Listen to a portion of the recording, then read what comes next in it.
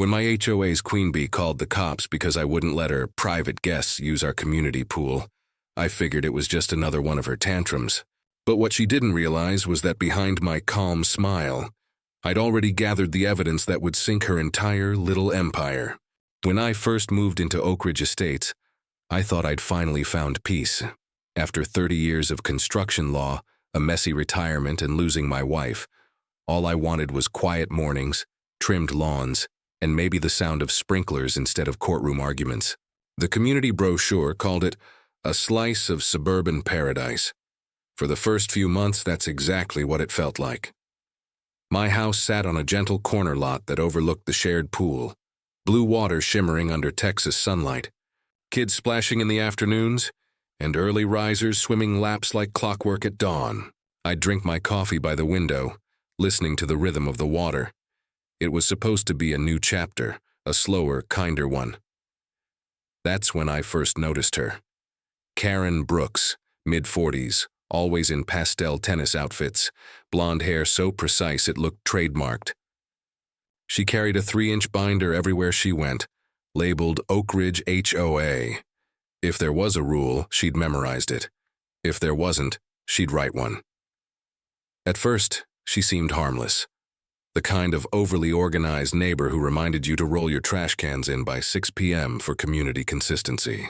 I smiled, nodded, and followed every guideline she emailed out, even the ones that sounded more like royal decrees than suggestions. "You're a good resident, Mr. Walker," she told me once with that overly sweet smile. "We just want to maintain standards." I didn't think much of it then. Maybe I should have, because behind that sugar-coated politeness was a woman who loved control more than she loved community. For a while, everything stayed calm. Neighbors waved when they passed. The summer air smelled like barbecue and fresh-cut grass. It was the kind of peace I hadn't felt in years. I'd sit by the pool most evenings, watching the sun dip behind the clubhouse roof, thinking that maybe, just maybe, I'd finally outrun the chaos of my old life. But as I'd soon learn, peace in a neighborhood run by Karen wasn't peace at all. It was a countdown. It started on a Thursday afternoon in early June, one of those lazy golden days when the whole neighborhood seemed to slow down. I'd been trimming the hedges when Karen's shadow fell across my driveway. She wore her usual power smile and carried that binder like it was a badge. "Mr. Walker," she said, all politeness and perfume, "we're hosting a little get-together this weekend. Just a few of my husband's colleagues.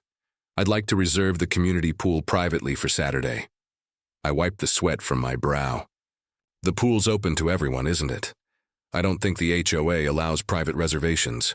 Her smile didn't move, but her eyes sharpened. "Exceptions can be made. It's important for our image. And since your house overlooks the pool, I thought I'd be courteous enough to inform you first." Courteous. That word hung in the air like chlorine. I knew exactly what she meant. She wasn't asking for permission. She was notifying me of her decision. "I'm sorry, Karen," I said evenly. "Rules are rules, right?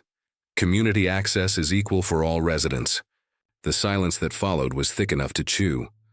Then came the smallest twitch at the corner of her mouth, the kind of twitch that says you'll regret this. She closed her binder with a snap. "Well, Mr. Walker, it's disappointing when neighbors can't cooperate. I hope this won't affect our harmony."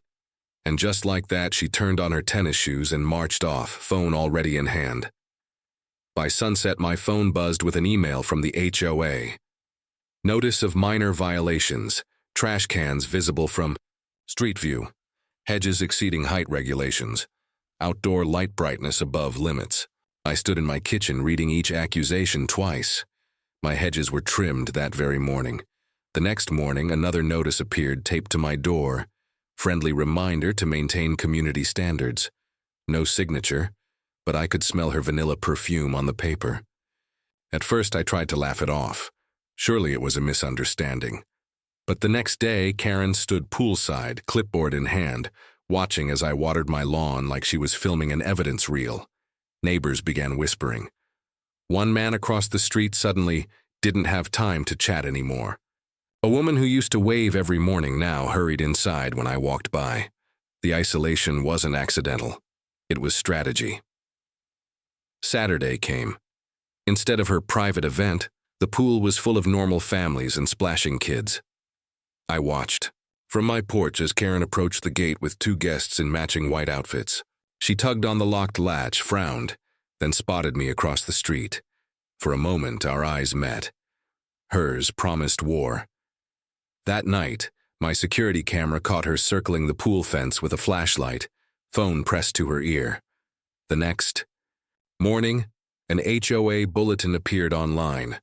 New proposal for revised pool access policies to prevent misuse by non-compliant residents. I remember setting down my coffee and feeling a cold clarity slide in. This wasn't about pool rules anymore. It was about power. And Karen had just chosen the wrong neighbor to challenge. It started on a Thursday afternoon in early June. One of those lazy golden days when the whole neighborhood seemed to slow down. I'd been trimming the hedges when Karen's shadow fell across my driveway. She wore her usual power smile and carried that binder like it was a badge. "Mr. Walker," she said, all politeness and perfume. "We're hosting a little get-together this weekend. Just a few of my husband's colleagues. I'd like to reserve the community pool privately for Saturday."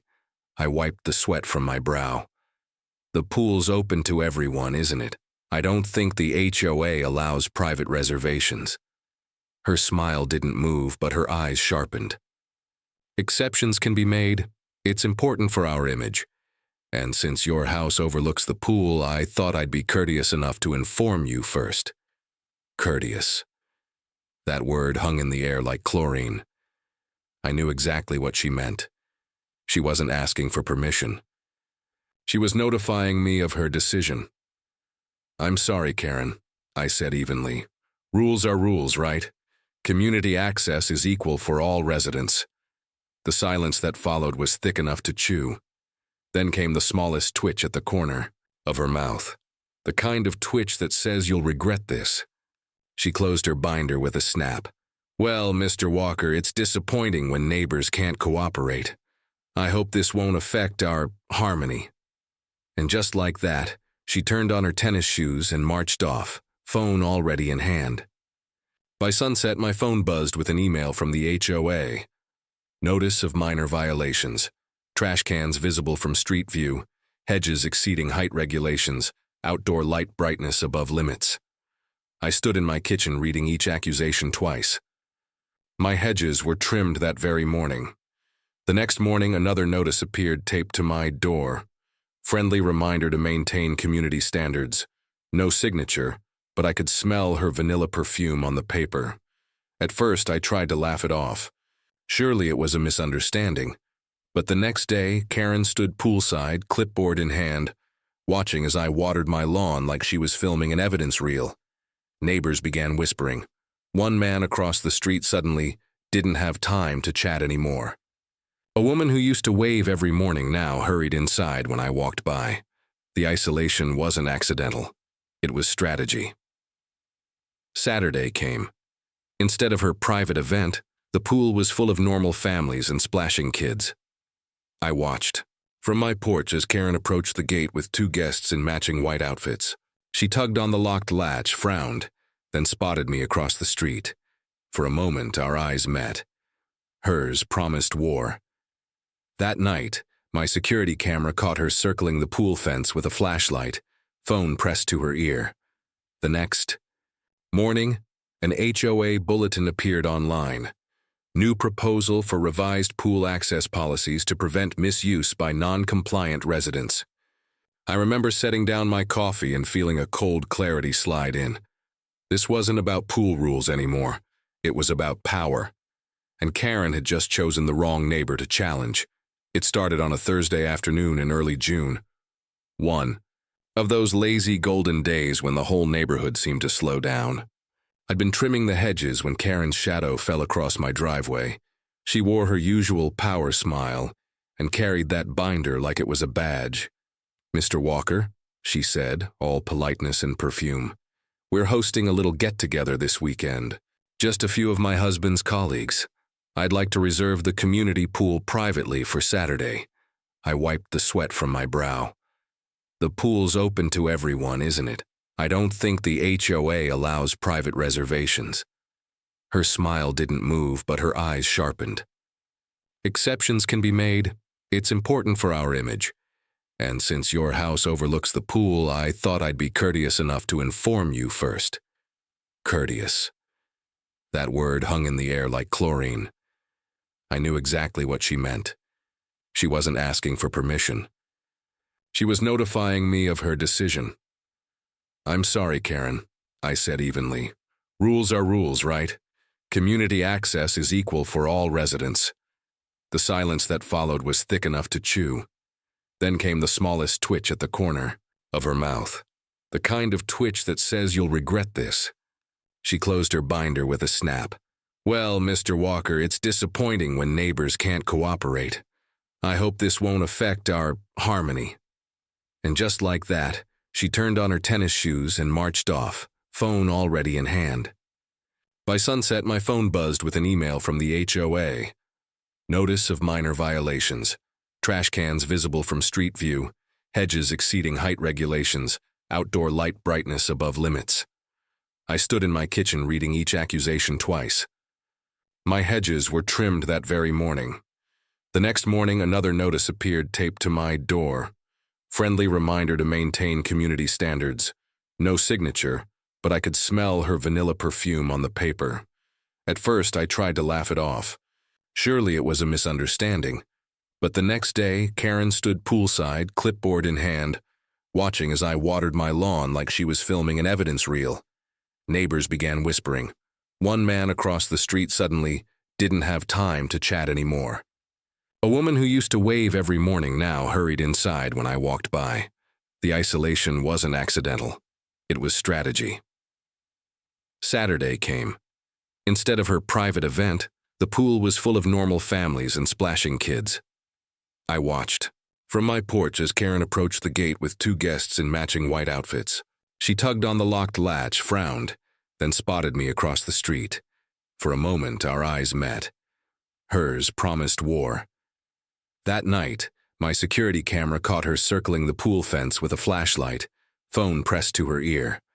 The next morning, an HOA bulletin appeared online. New proposal for revised pool access policies to prevent misuse by non-compliant residents. I remember setting down my coffee and feeling a cold clarity slide in. This wasn't about pool rules anymore. It was about power, and Karen had just chosen the wrong neighbor to challenge. By the following week, the tone of the neighborhood had changed. The morning air still smelled like cut grass and pool chlorine, but beneath it was something sour. Suspicion. People glanced through blinds instead of waving.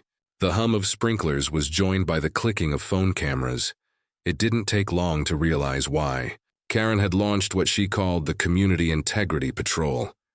3 volunteers with clipboards and cell phones now walked the streets like suburban detectives.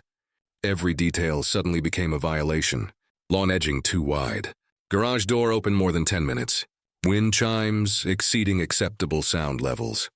My name appeared on almost every notice. The first time the letter came by certified mail, I laughed. The second time, I stopped laughing. The third time, I started keeping a folder.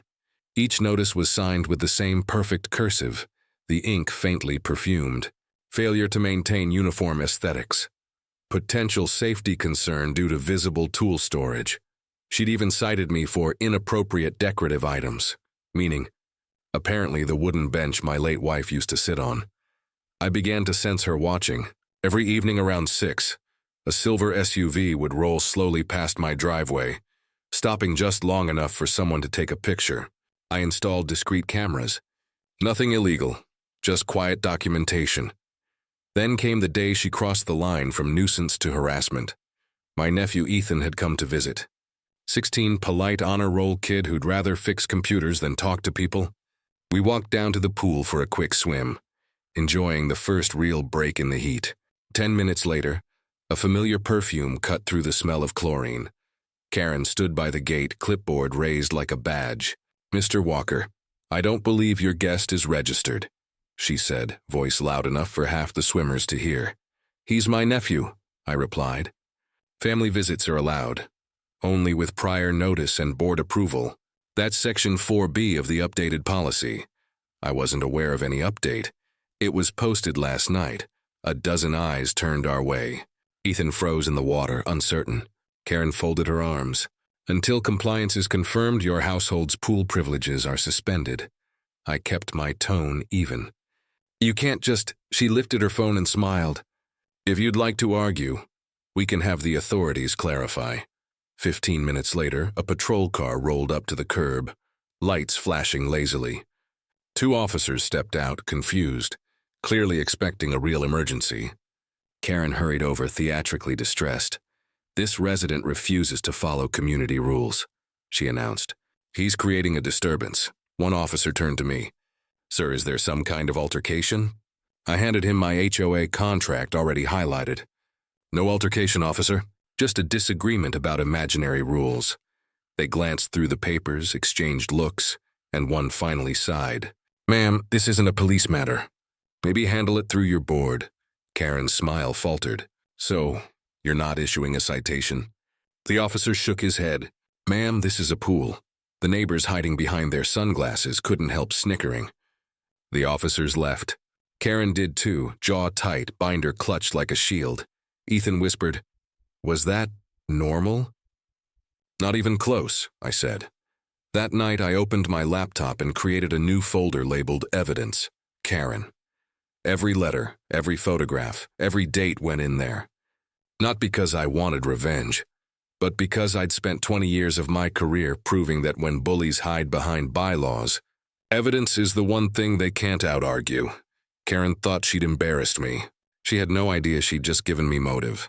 The morning after Karen's police stunt, I decided to treat the situation like any case I'd handled back in my law days. Start with facts, follow the money, and never let emotion cloud judgment. I poured coffee, opened my laptop, and began reading the HOA documents I'd signed at closing. The fine print no one ever reads because they assume honesty lives in subdivisions with white fences and flower beds. 20 pages in, my legal instincts started humming. The numbers didn't add up. The community budget listed $180,000 a year for pool maintenance and landscaping. For a single pool and a few shrubs, that was absurd. In my old firm, we called numbers like that padding. That afternoon, I walked to the community clubhouse. Karen wasn't there, but the HOA secretary, a nervous man named Phil, was. I asked to review the last 3 years of expense reports. He hesitated, then whispered, "You'll have to talk to Karen." I smiled. "That's why I'm here, Phil." He blinked twice, then slid a binder across the counter. "Just don't tell her I let you." The binder smelled faintly of perfume. Figures. I spent that night flipping through spreadsheets, vendor invoices, and payment authorizations. Half the companies listed didn't exist in the city registry. One landscaping business supposedly mowing our lawns every week had no website, no address. And when I checked, no equipment license. I highlighted every inconsistency until my kitchen table looked like a crime board. The next morning, I knocked on Maria Lopez's door, one of the quieter board members, a retired accountant who always brought lemon bars to meetings. When she opened the door, her eyes widened like she'd been expecting me. "Karen's been watching you," she said before I could speak. "You should be careful. Then maybe you'll understand why I'm here," I said, holding up the binder. "You ever notice the HOA spending more than it should?" Maria's jaw tightened. "Every quarter. I've asked for itemized receipts, but Karen says the files are confidential." Confidential to who? The people paying for them? That got a laugh out of her, small, bitter. She invited me in. Maria's living room looked like an accountant's dream. Neat folders, color-coded binders, sticky notes lined up like soldiers. She poured coffee and said quietly, "I think money's missing. I just can't prove it." We compared notes. Over 3 years, the HOA had paid nearly $540,000 to Sunline Property Services, a company registered to a mailbox in another county. Another $60,000 went to Bluestone Pool Management, which didn't exist in any state directory. Then we found the real smoking gun, a line item labeled Community Improvement Bonus, Project Manager. The recipient? Unibrooks, my heart rate slowed the way it always did when evidence fell into place. Karen wasn't just enforcing rules, she was profiting from them. Maria, I said, I think your president is stealing from everyone here. She nodded. And anyone who asks questions gets cited into silence. The realization hit harder than I expected. Every warning, every violation, every smear, all of it was meant to protect the cash flow. That night I started a new document. Timeline of misconduct. Dates, amounts, witness names, cross-references to HOA policies. Years of fraud were unraveling one highlight at a time. Still, I knew better than to confront her outright. Karen thrived on confrontation, so I stayed silent, acted compliant, even smiled when she waved during her evening patrols. Meanwhile, Maria and I built our quiet case, she gathering financial data, me handling legal structure. 3 weeks in, she handed me a flash drive. Everything you need, she said. Bank transfers, board meeting minutes, internal emails. I've been saving copies since last year. I plugged it in that night. The files painted a masterpiece of corruption, inflated contracts, falsified bids, and digital trails leading straight to Karen's personal account. One email read, increase maintenance by 20%. We'll adjust assessments later. Sent from Karen's official HOA address. I leaned back, the glow of the monitor washing across my living room. The sound of sprinklers outside mixed with the low hum of justice coming into focus. She had weaponized bylaws to control the neighborhood. Now I had weaponized evidence to dismantle her control. And the next HOA meeting? That would be the first crack in her perfect facade. By the time the next HOA meeting rolled around, Karen's smile had sharpened into something weaponized. Flyers appeared in mailboxes, inviting everyone to attend a special community discussion regarding resident compliance issues.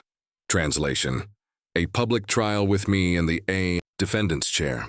That Tuesday night, I walked into the clubhouse carrying a slim folder instead of a sword. The place smelled like overbrewed coffee and fresh anxiety. Folding chairs scraped against the tile as neighbors shifted, whispering. At the front, Karen stood beside a projector, that trademark binder stacked next to a plate of untouched cookies. Welcome, everyone, she began, voice sugary enough to rot teeth. We need to address behavior that threatens the integrity of Oak Ridge Estates. Her eyes cut toward me like a laser level. Certain residents have repeatedly violated regulations and harassed volunteers. She clicked the remote. Up flashed photos of my driveway, my lawn, my nephew by the pool. Evidence, she declared. Gasps fluttered through the room. I waited until she finished her slideshow of imagined sins, then stood up slowly. Karen, before we talk about grass height, can we talk about numbers? Confusion rippled across the crowd. Karen blinked. Excuse me? I placed my folder on the table. The HOA budget lists $180,000 a year for maintenance. That's more than double the regional average. And the company receiving those payments, Sunline Property Services, doesn't have a physical office. Would you like to explain that? The room went still except for the hum of the overhead lights. Karen forced a laugh. Mr. Walker isn't an accountant, he's misinterpreting internal documents. Maria Lopez, sitting near the back, raised her hand. I'm an accountant. He's not misinterpreting anything. Every head turned. Karen's composure cracked for a heartbeat before she regained it. These are confidential financial details, she snapped. Discussing them publicly violates board policy.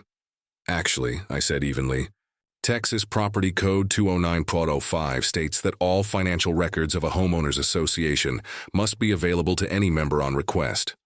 I slid a highlighted page across the table. Your own bylaws cite that same statute. Jim Reynolds, one of the older board members, rubbed his forehead. Karen, is that true? She stammered. Well, the context, I interrupted, is that you've been billing every homeowner here for imaginary services. And anyone who questioned it got a violation notice. Murmurs turned into full-volume conversation. Someone near the back said, I got one of those notices. Another muttered, so did we. Karen's voice rose above the noise. This is slander. You're twisting facts to make yourself a hero. I opened the folder one last time and held up a printout. Here's an email from your HOA account approving. 20% maintenance adjustment. The payment cleared. 3 days later, into a checking account ending in 21 registered to you, she froze. Only the projector fan broke the silence. Those are old drafts, she finally blurted. They mean nothing. Maria stood. They're dated last month. The room erupted again. Neighbors who had spent years swallowing their frustration finally found their voices. Someone shouted, "Where's our money, Karen?" Another said, "I want an audit." Karen's face flushed crimson. She slammed the binder shut. "You people have no idea how hard I've worked to keep this community respectable." Respectable. That word hung in the air like smoke from a fire alarm. I leaned forward. Respectable doesn't mean untouchable. For a moment, it looked like she might lunge across the table. Then she gathered her papers and stormed toward the door. "This meeting is adjourned," she snapped, voice cracking, but the damage was already done. The board didn't adjourn. They stayed seated, whispering to each other. Neighbors approached me quietly, asking for copies of the documents. By the end of the night, half the community had turned. As I walked home under the flicker of the streetlights, the air felt different. Charged. Karen had spent years ruling through fear and paperwork. Tonight, she'd lost both, and she didn't even know the real investigation hadn't started yet. After that meeting, the balance of power in Oak Ridge Estates shifted. Karen's voice still echoed in email blasts and late-night neighborhood posts, but the confidence behind her words had cracks now, thin, spidering fractures that grew a little wider each day. I knew what came next. I'd seen it in every fraud case I ever prosecuted. When bullies lose control, they double down. So I decided to give her enough rope to hang herself and make sure every inch was documented. The next morning, I started keeping a detailed case file. HOA versus Karen Brooks. Dates, emails, screenshots, even timestamps from my security cameras. Maria and I met twice a week, usually at my kitchen table over black coffee. She brought spreadsheets. I brought legal templates. Together, we built what looked less like a neighborhood dispute and more like a federal evidence package. Karen, meanwhile, launched a counterattack. Suddenly my mailbox filled with certified letters, urgent compliance reviews, noise complaints, and even a claim that my porch light violated energy regulations. Each one arrived with the same lavender scent and condescending tone. I didn't respond. I filed them in chronological order. Then came the smear campaign. Posts appeared on the neighborhood Facebook page. Be cautious of residents stirring unnecessary conflict. Some people don't value harmony. No names. But everyone knew who she meant. When subtlety failed, she escalated. One evening around 9, I stepped outside to bring in my trash bins and found Karen waiting at the end of my driveway. "Mr. Walker," she said softly, binder tucked under one arm. "You're making this much harder than it needs to be." "I'm following the rules," I replied. She smiled, but her eyes were cold. "You think you're clever, collecting your little papers. But we both know that if you just drop this, life gets easier for everyone." I switched on my phone's recorder. "Are you offering me something, Karen?" A pause. "Let's just say the HOA has discretionary funds. We could reimburse some of your fines. Maybe cover your landscaping costs." There it was, the bribe. Small, subtle, perfectly Karen. Generous, I said, keeping my tone neutral. "But I prefer transparency over favors." Her expression hardened. "Then don't be surprised when this community turns on you." She turned on her heel and walked away. My phone kept recording until her SUV disappeared down the street. The next morning, she filed another police report, this time claiming I'd threatened her during our confrontation. 2 squad cars arrived just after sunrise, lights flashing against the windows. I opened the door in my bathrobe, coffee in hand, and said calmly, "Officers, before we start, you might want to hear the recording." 5 minutes later, both cops looked more annoyed than amused. "Sir, this is clearly a false report," one of them muttered. "We'll make a note," I smiled. "Please do." That same day, I forwarded the recording, and every prior email, violation notice, and photo to the county's Community Fraud Division. Maria attached financial spreadsheets proving misused funds and suspicious transfers. Together, it painted a clear picture: abuse of power, falsified expenses, and now documented harassment. By the end of the week, I'd also filed a public records request with the city for all HOA filings under Karen's name. Legally, she couldn't refuse it. though I suspected she'd try. Sure enough, 2 days later, she called an emergency board meeting to propose new disruptive resident penalties. The motion suggested fines up to $1,000 for behavior undermining board integrity. I almost laughed when I read the notice. The desperation was showing now. Fear disguised as authority. What she didn't realize was that every new rule she tried to invent, every lie she spread, every letter she mailed, became another entry in my case file. She'd built her power through intimidation. I was dismantling it through documentation. And by the time she understood the difference, it would already be too late. The night of the final HOA meeting felt like a courtroom. Folding chairs lined the clubhouse floor, the air thick with perfume and tension. Half the neighborhood showed up, some out of curiosity, others out of quiet fury. Cameras from local news crews glinted near the back wall. Karen sat at the head of the table, posture perfect, smile brittle. "We're here to address ongoing disruptions caused by certain residents," she began, voice sugar-sweet but trembling at the edges. "It's time to restore harmony to Oak Ridge Estates." She didn't get to finish. Maria stood. "Before we talk about harmony," she said, "we need to talk about the missing money." Murmurs rippled through the crowd. I stepped forward, holding the manila folder I'd been building for months. For 3 years, this HOA has paid inflated invoices to shell companies connected to our president. I clicked the remote, and the projector screen filled with documents. Payment records, emails, screenshots, every number, every name, every date. The room fell silent except for the hum of the projector fan. Karen laughed a little too loudly. "This is ridiculous. Those documents are doctored. Then maybe you can explain this," I said, zooming in on an email from her HOA account. "Increase maintenance by 20%. Split proceeds as discussed." Her color drained. The audience leaned forward. Jim Reynolds, the senior board member, cleared his throat. "Karen, is this true?" She stammered. "Those were drafts, proposals, nothing official." Maria cut her off. "They're attached to bank transfers.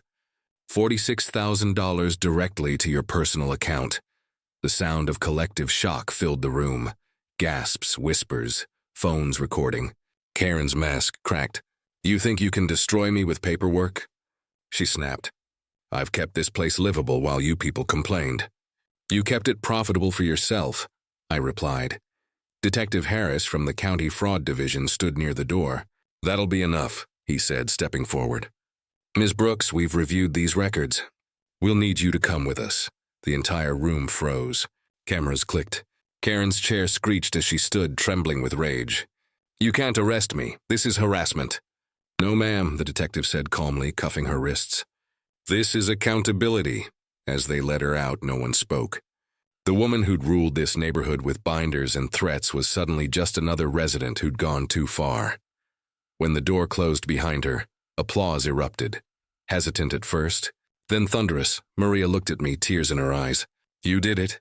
"No," I said quietly, "we all did." For the first time in months, the air in that clubhouse felt light again, like the weight of fear had finally lifted. And outside, the pool lights shimmered against the water, the same water that had started everything, now reflecting peace instead of control. A week after the meeting, the neighborhood looked different. No more patrol SUVs creeping down the streets. No more lavender-scented letters taped to doors. Just quiet, real quiet. The kind I'd moved here for in the first place. The board voted unanimously to remove Karen from her position and request a full audit of all HOA finances. Within days, investigators confirmed what Maria and I had uncovered. Hundreds of thousands siphoned through fake vendors, consulting fees, and sham maintenance contracts. The county filed charges for fraud and embezzlement. Karen's house went dark, the for sale sign appeared, and the Queen Bee's empire finally crumbled. But what came next mattered more than her downfall. The community started meeting again. Not to argue, but to rebuild. We rewrote the bylaws line by line, making transparency the rule, not the exception. Maria was elected HOA president. Jim took over as treasurer. They asked me to serve as compliance advisor. For the first time, that title actually meant protecting people instead of policing them. The savings from canceled bogus contracts funded real improvements. New pool chairs, repaired sidewalks, better lighting. On weekends, families gathered by the pool that had once been a battlefield. Kids laughed, splashed, and shouted without fear that a clipboard would appear to ruin it. One evening, as the sun dipped low, I sat on that same wooden bench my wife used to love. The water shimmered gold, reflecting the sound of life returning to normal. Maria walked by, smiling. "Feels different, doesn't it?" "Yeah," I said. Like peace finally means peace. I thought about how one act of defiance, saying no to a bully, and had turned into something bigger. A community that finally learned to stand together. And as the laughter echoed across the pool, I realized that sometimes justice doesn't look like a courtroom victory. Sometimes it's just a neighborhood free to breathe again.